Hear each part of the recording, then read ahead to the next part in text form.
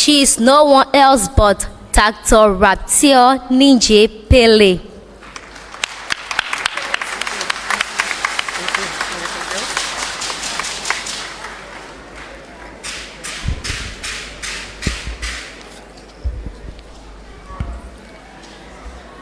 Good morning, everyone. My heart is so filled this morning. Thank you so much for the incredibly generous introduction, Princess. Knowing that Princess is going to follow me in leadership makes me feel very, very confident in the future of this country.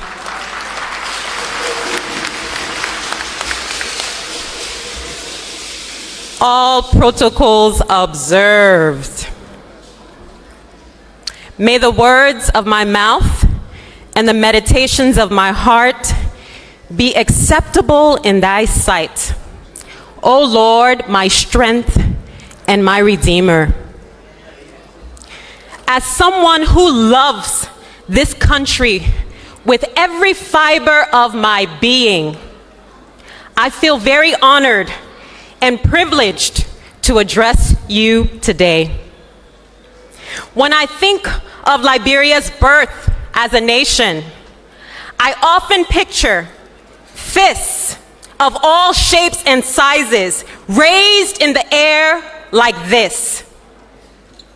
Because our Declaration of Independence on July 26, 1847 was a revolutionary act of defiance. Back then, when blackness was synonymous with bondage, we Liberians dared to be free. Inspired by our Haitian sisters and brothers who had led the first successful slave revolt in history, we dared to reclaim black personhood. Decades later, when our beloved continent was being carved up in the European scramble for Africa, swallowed whole by colonialism, we dared to be sovereign. In fact, our very existence as Africa's first black republic inspired a race benighted. Lest we forget, our Declaration of Defiance happened nearly a century before independence movements began in earnest across this very continent. So, Liberia's Independence Day should be called In Defiance Day, because since you like that, I'm going to repeat it. Liberia's Independence Day should be called In Defiance Day, because 177 years ago, our foremothers and fathers defied the odds. They attempted to prove that black self-rule was not only possible, but also undeniable. They embraced black internationalism long before this form of solidarity became an act of resistance. Our amalgam of different identities and cultures, West African, West Indian, Caribbean, Central African, and North American, was a radical affirmation of Africa meeting its diasporas. This exceptional legacy is our destiny. Yet, when we talk about ourselves today, in the narratives that we pass down from one generation to another, we tend to forget the magnitude of 1847. We forget that this glorious land of liberty was founded on abolitionist principles. We forget that dignity once defined us. Somehow, somewhere, some way, we lost touch with our common humanity. We created citizenship tiers based on ethnicity, class, gender, religion, and race. We mortgaged our resources to the highest bidder. We placed profit before people and planet. We silenced and suppressed dissent. We mistook autocracy for democracy.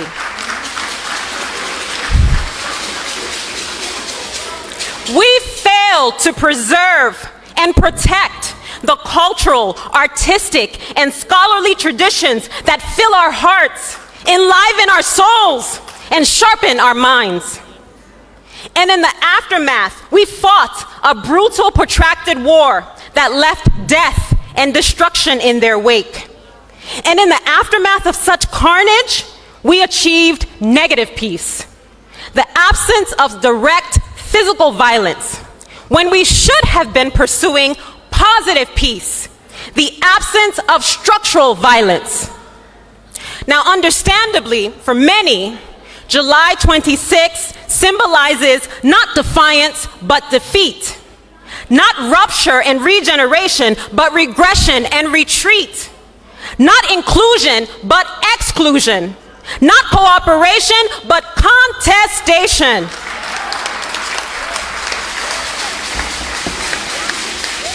From 1847 onwards, our negotiations over land ownership, political participation, identity, and belonging yielded both productive and destructive outcomes. Our nearly 200-year history as a nation exposed both collaborative and combative elements of who we are. Despite adopting a unification and integration policy 1 century after independence, we never actually united against a common existential threat until the Ebola outbreak of 2014 to 2016. For the first time, in that moment, instead of attacking each other, we stepped into our collective purpose and showed that in union strong, success is sure. We cannot fail. We proved that what started out as a 19th century experiment in Black self-determination had grown into something larger than we could ever have imagined. In this, our 177th year, I urge us to reimagine what it means to be one nation, indivisible. Oh, how sweet this country could be if we only rebuilt it for all of us to enjoy. We must believe that there is sufficient space to accommodate our differences and our shared experiences, that there are enough resources to supply our basic needs and cultivate our God-given talents. And so, we must narrow wide gaps between the poor and the prosperous, between the powerless and the powerful, between women and men, girls and boys, young and old, rural and urban, domestic and diasporic. Every 26th should be a moment of reflection and reckoning. Have we dared to be defiant in the previous year? Have we treated each other with civility and not cruelty? Have we upheld high standards of accountability, and that includes respecting time? Have we reduced inequality and redistributed wealth to enable everyone to survive, not just merely survive? Have we reduced, I'm going to repeat that again, have we reduced inequality and redistributed wealth to enable everyone to thrive, not merely survive? Have we developed functioning systems that will outlive us? Have we taken full responsibility for our socio-economic transformation? My challenge to us on this Defiant Day is to build back better. My challenge to us on this In Defiance Day is to build back differently. Now, I have traveled the length and breadth of Liberia's 15 counties and our 16th county of the diaspora. And one thing always rings true. Each and every one of us wants to live a life of dignity. Now, our methods of achieving self-respect and self-worth have not always been compatible, fair, or just. Yet we cannot build a new Liberia for all Liberians, this year's 26th theme, until we all possess a basic level of well-being. Dignity must define us. This should be our creed, our mission, our vision, our roadmap, our North Star, our prayer, our central unifying core and ideal as a people. Dignity must define us.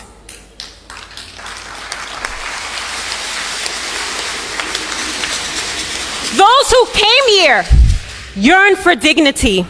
Those who were already here yearn for dignity. Liberians at home and abroad currently yearn for dignity. Dignity must define us. I propose a radical agenda for achieving this very lofty goal. First, we must reconceptualize and redefine what it means to be a Liberian. What does it mean to be a citizen in this post-war moment? Second, we must tackle the twin development challenges of structural violence and unfreedoms. How do we enable all Liberians to realize their fullest potential? And third, we must prioritize nation building as much as we prioritize state building. How do we build relationships between individuals and institutions of government to serve the collective good? I have plenty ideas, but little time. So please give me a small chance, yeah?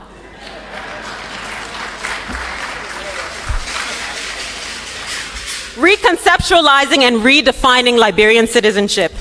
In 2021, I published a book that investigates how Liberian citizenship has changed across space and time, and what implications this has for our development outcomes.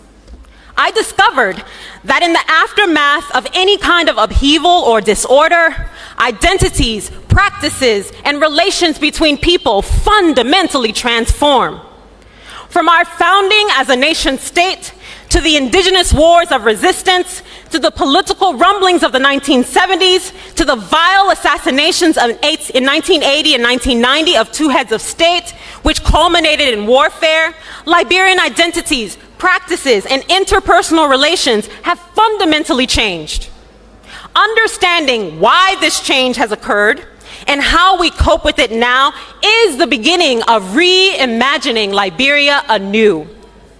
So I used the unique backstories of the Liberians I interviewed at home and abroad in 5 cities, 5 countries, 3 continents to develop a framework for reconceptualizing and redefining what it means to be Liberian. I call it the Liberian citizenship triad. Shaped like a triangle, this triad has 3 points that move from the individual to how the individual interacts with her, his, government, and society. Point 1 on the triad defines Liberian citizenship as passive and identity-based. You are Liberian if you can claim birthplace and or bloodline ties to this country. This passive, identity-based form of citizenship is about claiming rights, regardless of your age, your gender, your ethnicity, your class, your sexual orientation, your ability, etc., etc., etc.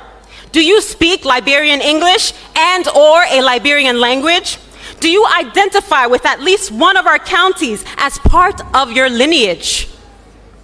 Point 2 on the Liberian citizenship triad defines Liberian citizenship as active and practice-based. You are Liberian if you consistently, let me repeat that, you are Liberian if you consistently contribute to the country's socio-economic transformation in big ways as well as in small ways.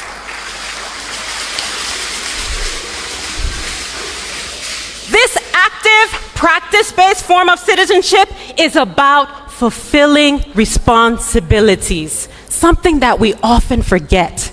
Fulfilling responsibilities. Do you obey our laws, regardless of your stature? And I'm speaking here specifically here to some of you lawmakers. I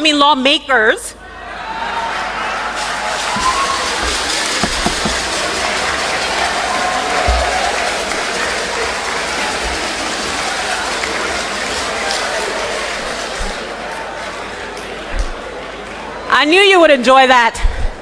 Do you pay your taxes?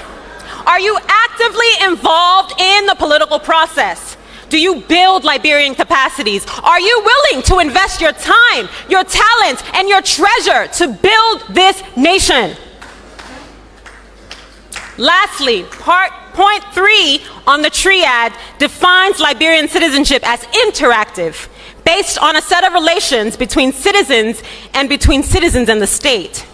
You are Liberian if you engage in healthy, I'm going to repeat the word, healthy interactions with other Liberians and with your government. Now, healthy interactions are defined as interactions that are neither abusive nor exploitative. This interactive, relationship-based form of citizenship is about building bonds. Do you hold yourself, your fellow citizen, and your government accountable? Do you offer constructive criticism when necessary and appropriate in ways that are not self-serving? These are the hallmarks of building a new Liberia for all Liberians. So, a reimagined Liberia is one in which we claim rights, we fulfill responsibilities, and we cultivate and maintain wholesome relationships with one another.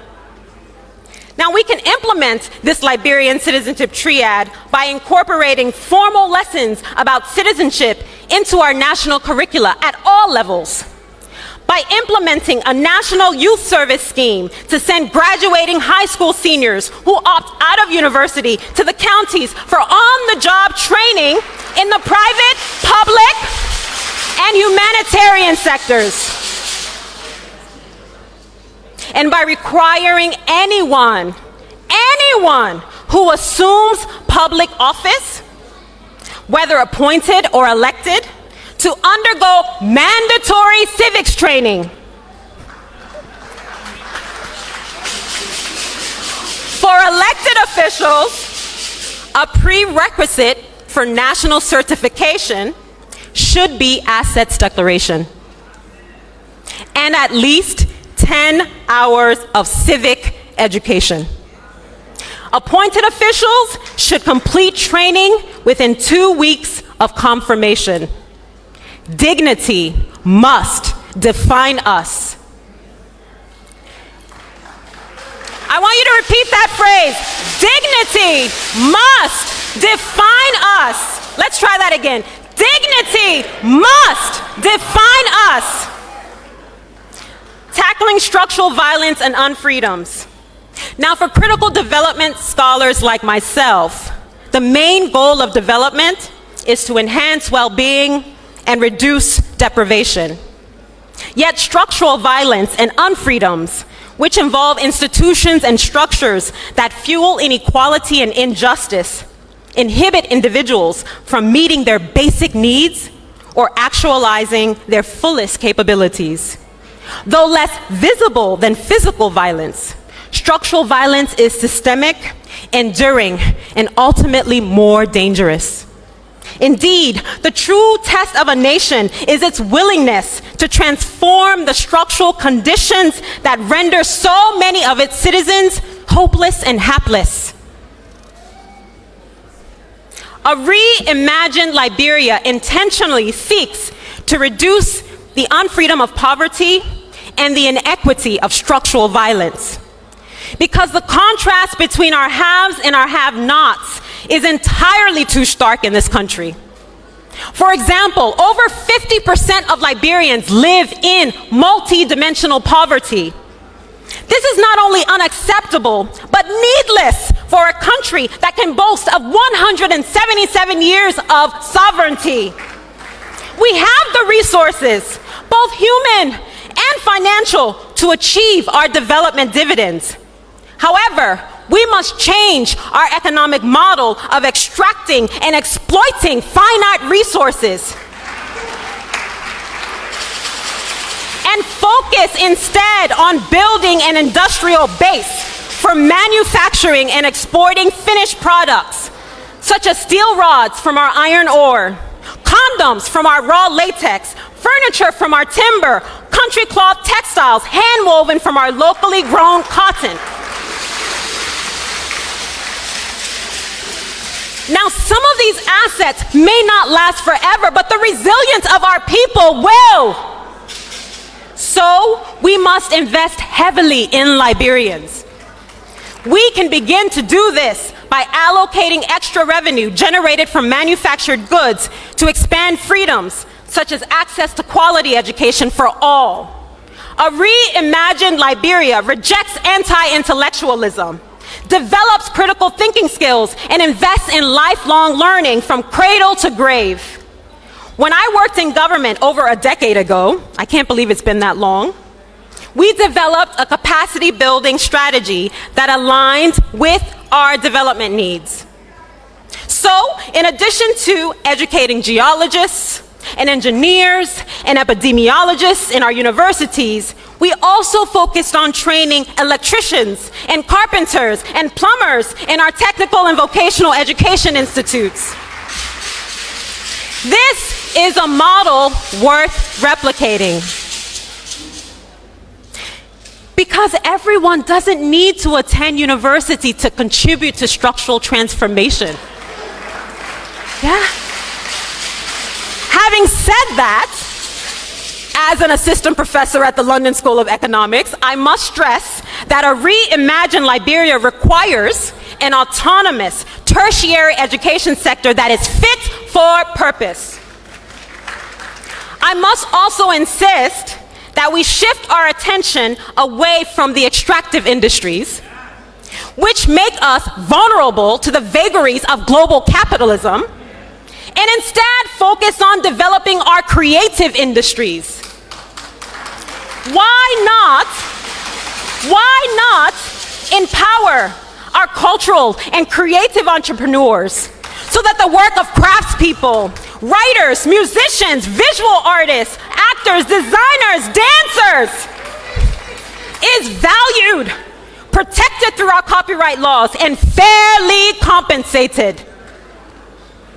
Now, this brings me to Liberia's very extreme levels of income inequality. The unregulated accumulation of vast wealth amidst cumulative want in this country is not only obscene and callous, it is structurally violent. Lawmakers, I urge you, I implore you, I appeal to you to revise our decent work bill.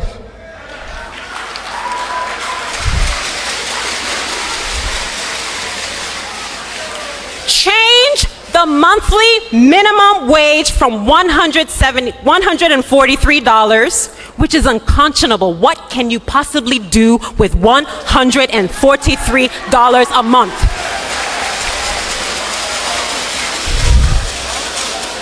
Change the monthly minimum wage from $143 to at least 250 United States dollars. And reverse Liberia's so-called harmonization policy. Because a country that pays its average worker below average salaries is setting itself up for failure.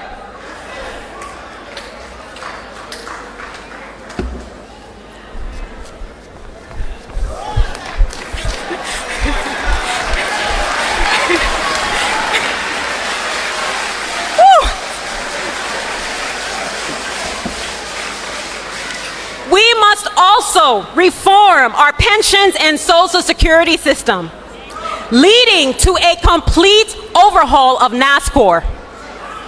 This way, that particular agency can serve all workers, including those in the informal sector who are the backbone of this economy. If our government does its part, then we citizens must do ours. Now, when I was growing up as an undocumented migrant in Washington, D.C. in the United States, my humble and hardworking parents, my father is in the audience today, thank you, Dad,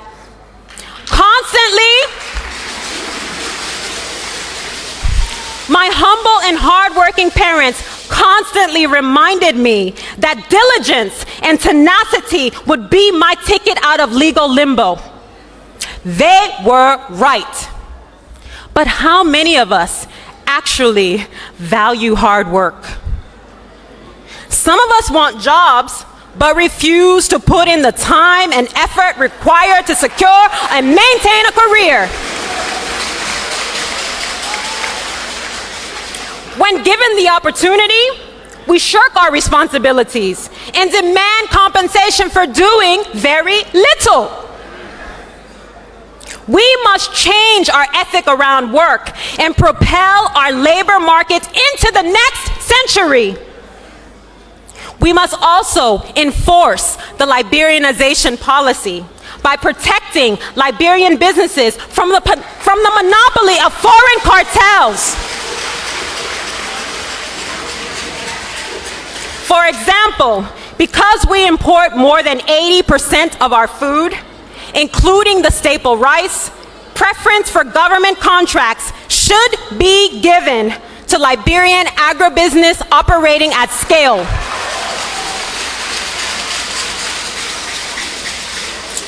This will promote food security in keeping with the Liberians Feed Yourself program. See, President Boakai, I have read the document. However, protectionist policies should never give us license to lower our standards or accept mediocrity. Liberians must constantly invent new ways to expand market outcomes and play an active role in our economy. Because the display of talent I saw at our Made in Liberia trade fair in Monrovia last Saturday completely blew me away. We are a resilient nation of gifted people who are beginning to dream beyond the realm of possibility. I urge Liberian entrepreneurs to see the heaps of trash dotted across our country as a business opportunity. See the regeneration of renewable energy, solar, wind, geothermal, biofuel as an impetus for confronting the climate crisis. See the supply of clean, potable water as a business opportunity. See advancements in technology and artificial intelligence as an opportunity to produce jobs for the future. These pursuits will create sustainable employment, reduce intergenerational poverty, and spur economic growth. But our goal must be inclusive growth, not growth by any means necessary. And if inclusive growth is our mission, then we must cancel contracts with poorly performing multinationals and renegotiate concession agreements that violate our Liberian laws, including our labor laws and our international human rights standards, including environmental governance. These agreements must be amended in consultation with affected communities and should yield improvements in tax collection.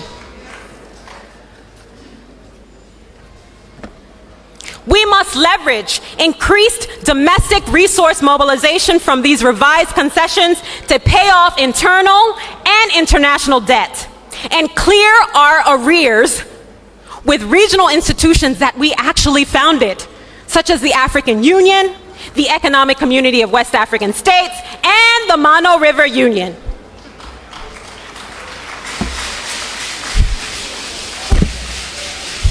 Whew. On the domestic front, we must lead a values-based revolution against corruption. We must lead a values-based revolution against corruption.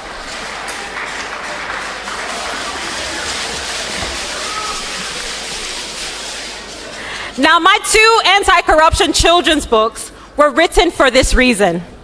That is, to equip children with the verbal tools to question the confusing ethical codes of the adults in their lives, and to model accountability, to become an example to us when it should be the other way around.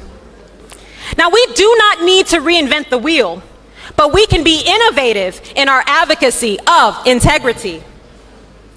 Liberia has a triple heritage of faith traditions.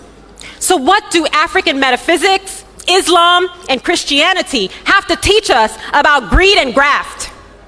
How do they address Bagba, the title of my first book, which loosely translates into Bassa as lying, cheating, stealing? How do they promote Jade, the title of my sequel, which means honesty, truthfulness, transparency? Because corruption is not just rampant in the public and the private sectors. It is enmeshed in our everyday human interactions. It is enmeshed in our everyday human interactions. We even use coded language or other euphemisms to conceal our misdeeds. Cold water, gato, flexibility fees. Huh?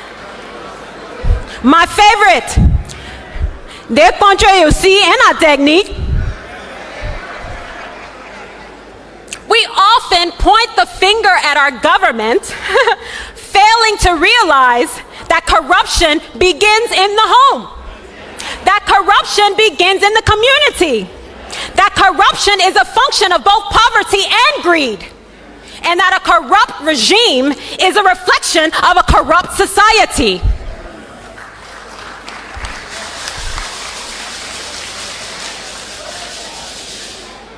So, while modifying our values from top to bottom, bottom to top, we must enforce already sound laws while building additional safeguards to curb corruption.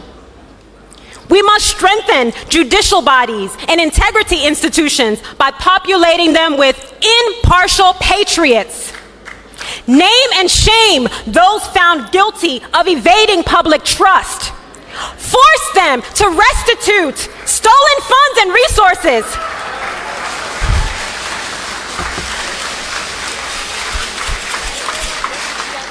And then send them to jail.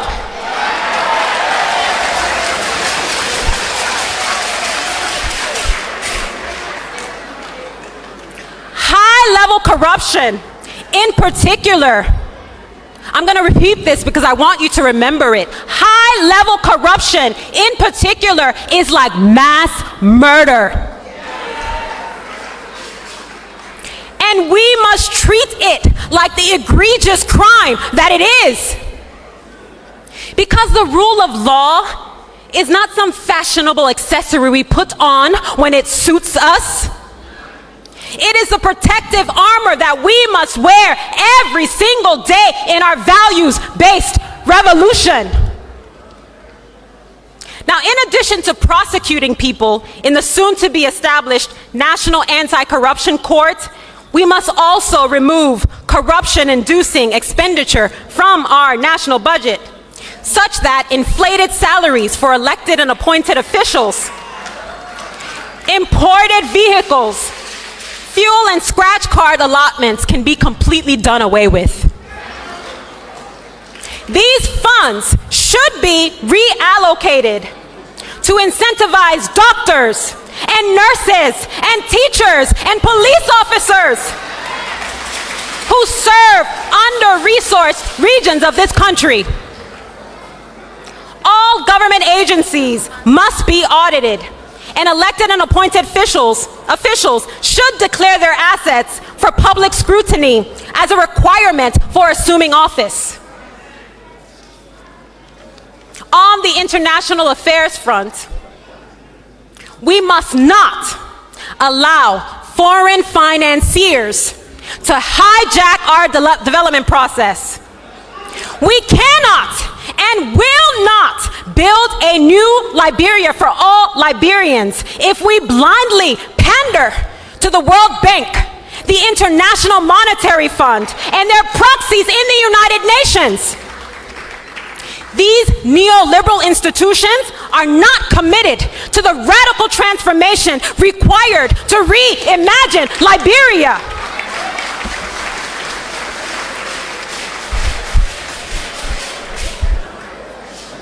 Moreover,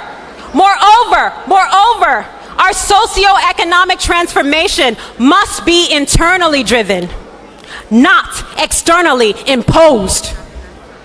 So, a reimagined Liberia reduces poverty and inequality, yes, but it also redistributes wealth, invests domestic resources into basic social services, protects land and labor in the midst of capitalist reintegration, and expands prosperity for all.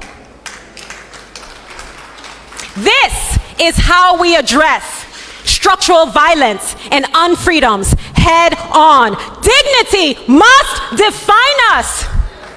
Dignity must define us.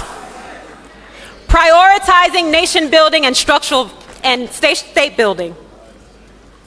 For the last 2 decades, Liberia has focused almost exclusively on state building at the expense of nation building. Yet one cannot succeed without the other. Whereas state building concerns strengthening government institutions, such as policies, laws, courts, and legislatures, nation building is about improving the relationships that govern our lives. While nation building is people-centric and internally driven, requiring national agency, ownership, and resources, state building is institution-centric and often externally supported with international resources. Whereas state building focuses on building physical infrastructure, which is very important, so our roads, our bridges, our ports, our electricity. Nation building focuses on building human infrastructure. That is, the psychosocial, emotional, mental, and communal well-being of citizens. State building lifts Liberia by improving the government's ability to provide privileges and protections. Nation building lifts Liberians by enabling citizens to demand representation, rights, and resources while also fulfilling responsibilities. Now, 20 years in the making, our recent progress on establishing a war and economic crimes court is a welcome convergence of nation building and state building. Because the arc of a reimagined Liberia bends towards justice. Because the arc of a reimagined Liberia bends towards justice. In our bid to achieve positive peace, we cannot afford to bungle this process. We must be the chief sponsor and architect of this court, including providing the lion's share of financing for it. We must institute a transparent and merit-based process of selecting who shapes the court's mandate. And we must hold accountable those who bear the greatest responsibility for economic and war crimes without fear or favor, including foreign financiers and external state actors. So far, we have started on very shaky ground.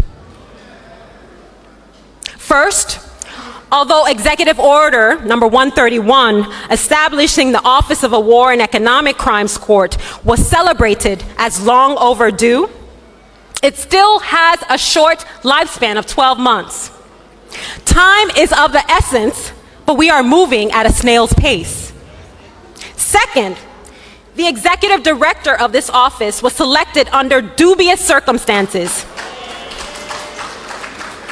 with apparently no civil society vetting or endorsement.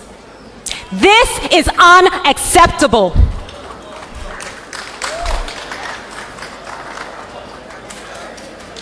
President Boakai, I urge you to withdraw this nomination and not allow politicking to derail one of the most important appointments of your time in office.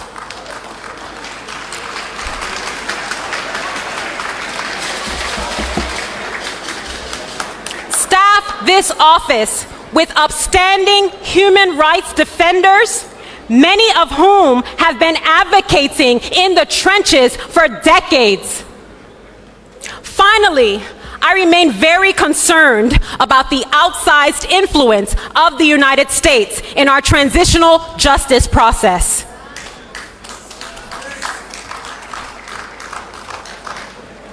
We must forge new strategic partnerships based on mutual benefit and disabuse ourselves of the notion that we have a special relationship with America.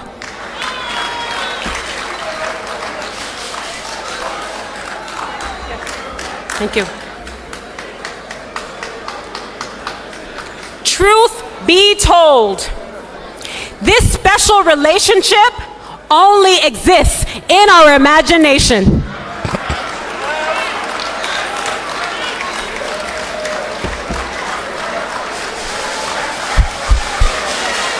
Lest we forget,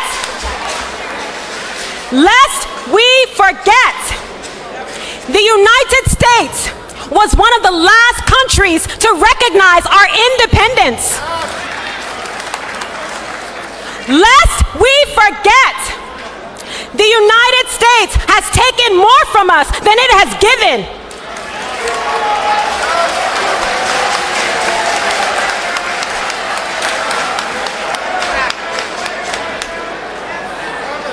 Lest we forget, the United States will always serve its own interests above all else.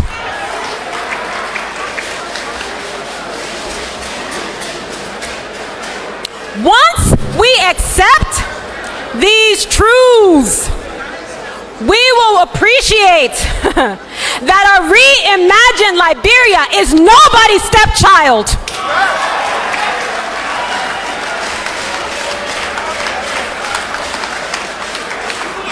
A reimagined Liberia is not only free from colonial relations of power, it is also free from colonial artifacts that cripple us. In this vein, I would like to renew previous calls to adopt national symbols that represent the cultural breadth and historical depth of our shared experiences. I urge us to forge a new political identity by reimagining and revising these symbols. Why is the national motto on our seal not "The love of liberty united us here"? As suggested by the Truth and Reconciliation Commission final report. Why are we still calling our highest honor, our highest national honor, the most venerable Order of Knighthood of the Pioneers of the Republic of Liberia? When the word pioneers remains politically charged, how could renaming our capital Monrovia help to decolonize us?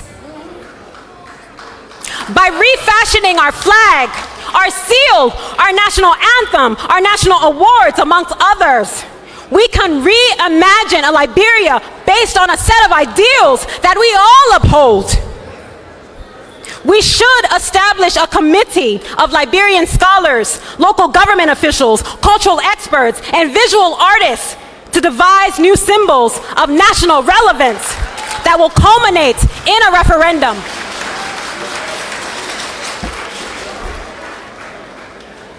We must also adopt one of Liberia's most widely spoken languages as our national language,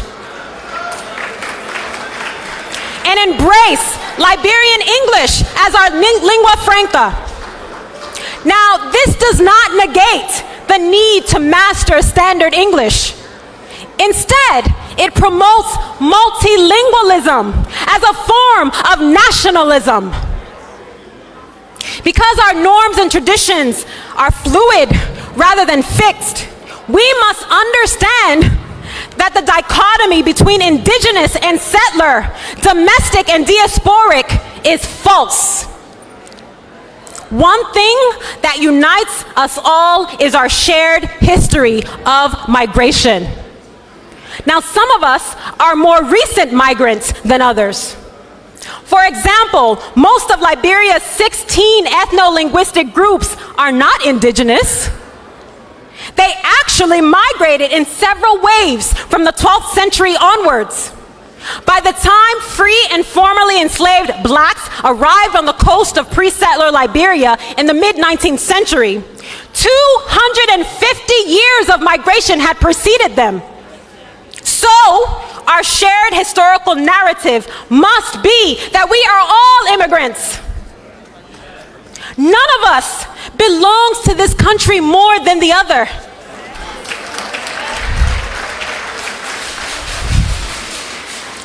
Dignity must define us.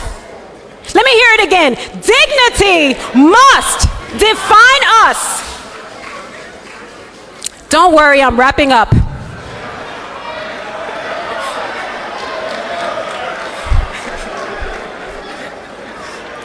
In our efforts to achieve state building, we must build a national consensus around how we perceive and perform public service.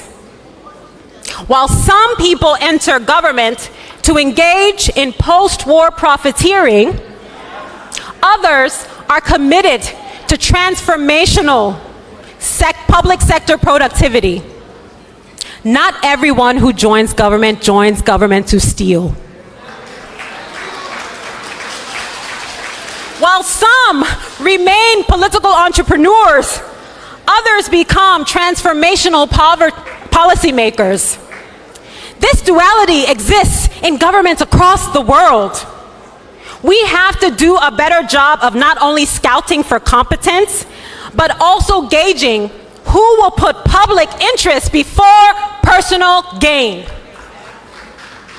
This is what the Liberian electorate communicated when we rejected most incumbents in the House, the Senate, and the presidency last year. We said that we deserve better. And contrary to global hysteria about the violence that would ensue, we delivered this overwhelming message through the ballot box rather than through the barrel of the gun. Our young post-war democracy defied the odds in a sub-region that has been racked by political and military coups. But there is still essential state-building work to be done. For example, a recent study found that the cost of politics in Liberia is too high. So much so that wealthy and/or politically connected men tend to dominate the electoral arena. This means that people who should be in elected office, like women and poor people with integrity, rarely have the resources to run successful campaigns. In a reimagined Liberia, campaign finance would be regulated to curb the misuse of state resources and to police the clandestine private donations that come in. To members of our national legislature, to members of our national legislature, some of you have already started campaigning for 2029.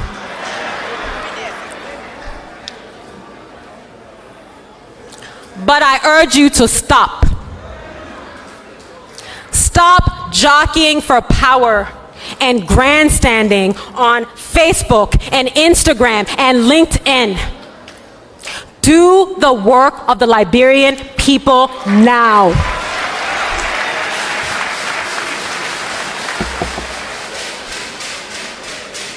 They will decide whether you are worthy of re-election.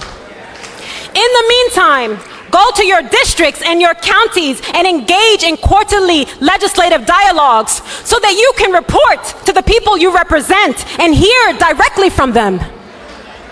The House and the Senate must have functioning websites with the names and contact information of all elected officials, including information on your legislative agendas, the bills you have sponsored, and your voting records. No? Yes. This would mean you create a feedback mechanism for your constituents to hold you accountable.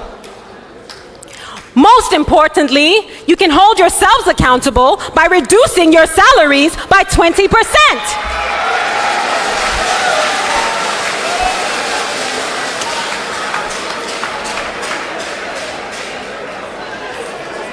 And removing all line items from our national budget in which you do not perform your core functions of lawmaking and oversight. This would mean channeling funds for social service delivery directly to the counties to help them implement our sub-national development agendas.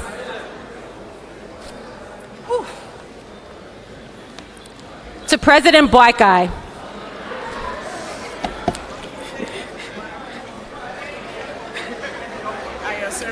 thank you very much.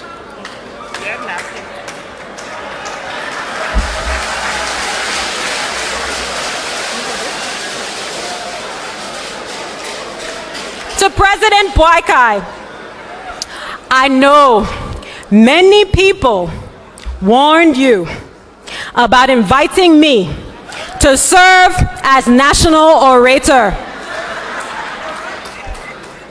They told you, Dalegega sharp mouth. But you did not listen to them. You did not listen to the naysayers, and for that, I am both humbled and grateful.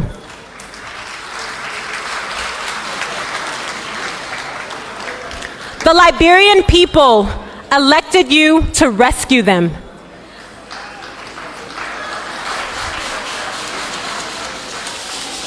Six months in, expectations are high and morale low. But all is not lost because true change takes time. Though you inherited a laundry list of priorities to tackle, I urge you to focus on a handful of tangible goals in the next 6 years and work on achieving results.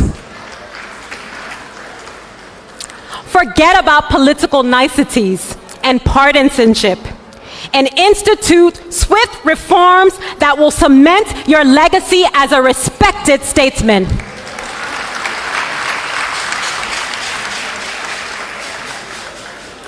Do you want to be remembered for condoning lawlessness or respecting the rule of law? In regards to the former, you have made some mistakes along the way. from the tenured positions debacle to the appointments of questionable characters in key positions of trust, you know who they are.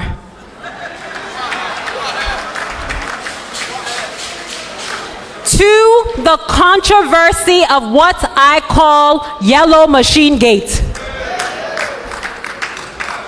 I urge you to course correct before you lose the confidence of the Liberian people.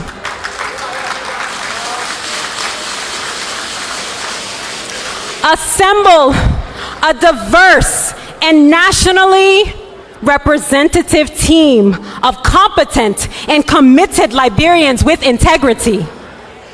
Devise mutually agreeable, time-bound deliverables for them to achieve, and hold them accountable.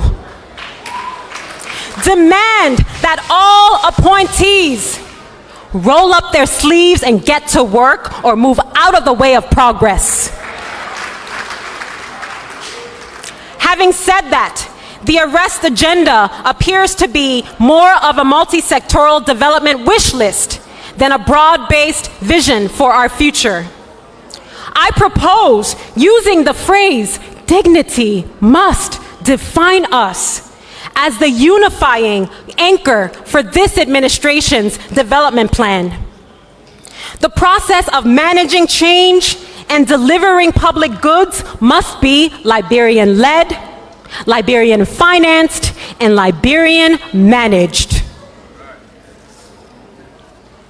I urge you to run the executive branch like the well-oiled machine it should be.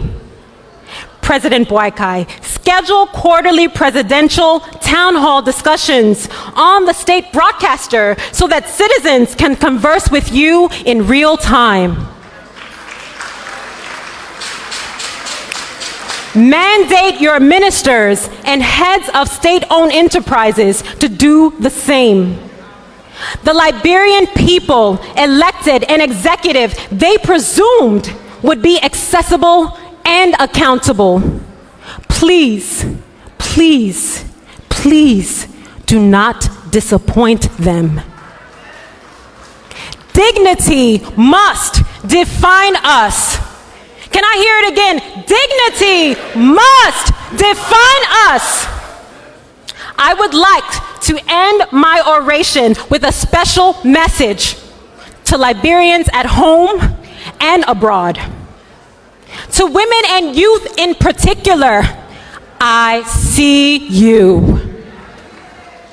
The twin challenges of sexism and ageism have left some of you feeling disillusioned and angry. I see that you're struggling, that some of you have lost faith in a system that rewards harming people rather than hurting them.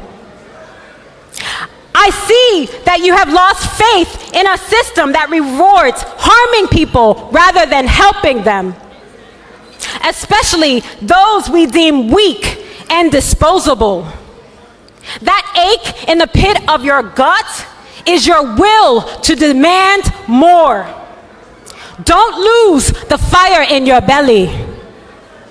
To Liberians worldwide, I am aware that our sweet land of liberty is far, far, far from a utopia. I remain convinced, however, that in my lifetime, our country of many firsts will reassume its rightful place as a beacon of hope for this continent. Because a reimagined Liberia is a liberated Liberia. I invite you to help me reimagine Liberia anew, because we are the ones we have been waiting for. Happy 177th Independence Day, Liberia.